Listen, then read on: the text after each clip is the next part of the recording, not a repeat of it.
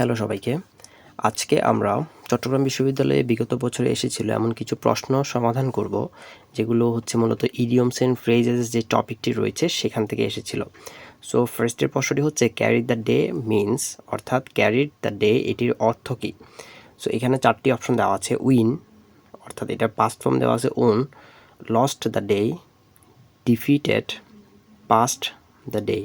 So এখানটাতে এই 4টির মধ্যে কোনটি রাইট অ্যান্সার হবে সেটি আমাকে আইডেন্টিফাই করতে হবে। সো ক্যারিড দ্য ডে এই ফ্রেজটির অর্থ যারা জানেন তারা খুব সহজেই অ্যান্সার করতে পারবেন যে এটির মানে কি হয়।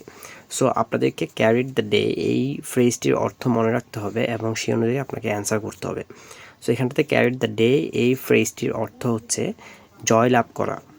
সো কোনো কাজে বা কোনো কিছুতে জয়লাভ করার ক্ষেত্রে আমরা ক্যারি দ্য ডে ব্যবহার করি এবং সেক্ষেত্রে রাইট অ্যান্সার হবে on.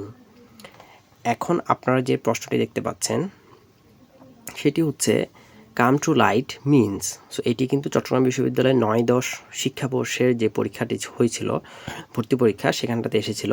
So come to light মানে হচ্ছে আসলে কোনো কিছু, এটা আমরা আক্ষরিক করলে দেখতে পাচ্ছি যে কাম টু লাইট মানে কোনো কিছু আলোতে আসা। সো এখানে আমরা জানি ফ্রেজেস এগুলো স্পেশাল মিনিং থাকে। সো এটা কাম টু লাইট, এটার অ্যাকচুয়াল মিনিংটা হচ্ছে কোনো কিছু আপনি প্রকাশ করলে বা আপনার কোনো একটা আর্টিকেল বা কোনো একটা বই, যে কোনো কিছু, আপনার কোনো একটা কাজ, সেটা হইতে পারে সিনেমা, হইতে পারে নাটক, হইতে পারে। সো এই ধরনের কোনো কিছু আপনি যদি প্রকাশ করেন সেক্ষেত্রে আমরা বলি কাম টু লাইট, তার কাজটা প্রকাশিত হয়েছে। সো এখানটাতে রাইট অ্যান্সার কিন্তু হবে to publish. Valid, in danger বা লাইটিং কোনোটাই হবে না, এখানটাতে রাইট অ্যান্সার টু পাবলিশ। এখন আপনারা যে প্রশ্নটি দেখতে পাচ্ছেন সেটি চিটাগং ইউনিভার্সিটির 9-10 শিক্ষাবর্ষ, মাওলানা ভাসানী বিজ্ঞান ও প্রযুক্তি বিশ্ববিদ্যালয়ে 12-13 শিক্ষাবর্ষে এসেছিল এবং জাহাঙ্গীরনগর ইউনিভার্সিটি 15-16, রাজশাহী ইউনিভার্সিটি 11-12 সেশনে এসেছিল। সো বুঝতেই পারছেন এই প্রশ্নটা কতটা গুরুত্বপূর্ণ। আসলে এই প্রশ্নটা হচ্ছে ক্যাপিটাল পানিশমেন্ট মিনস।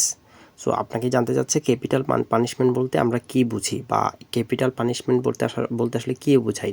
এখানে 4টি অপশন রয়েছে: heavy punishment, death penalty, confiscation of punishment, life time imprisonment. So আপনাকে 4টি থেকে একটি, যেটি রাইট অ্যান্সার সেটি বাছাই করতে হবে।